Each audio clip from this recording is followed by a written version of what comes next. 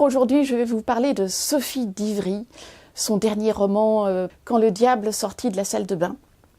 C'est un roman délicieux, c'est l'histoire d'une jeune romancière d'une trentaine d'années qui vit à Lyon dans un studio de 12 mètres carrés.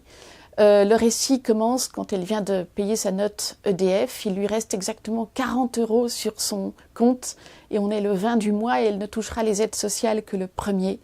Elle sait aussi qu'il lui faudra se nourrir non seulement de nouilles jusqu'à la fin du mois, mais pas de n'importe quelle nouille parce que en chômeuse patentée, elle sait que toutes les nouilles n'ont pas le même prix.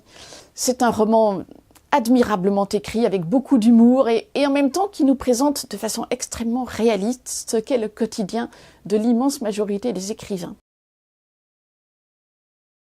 J'ai découvert ce roman parce qu'il paraissait en même temps que mon précédent livre à la rentrée littéraire et j'aime bien découvrir les livres qui paraissent en même temps que le mien.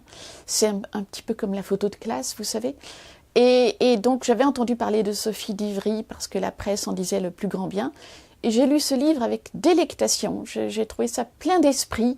Voilà, en même temps une situation sociale importante, hein, mais c'est une romancière qui ne s'apitoie jamais sur elle-même, elle rend ses lettres de noblesse à la dèche.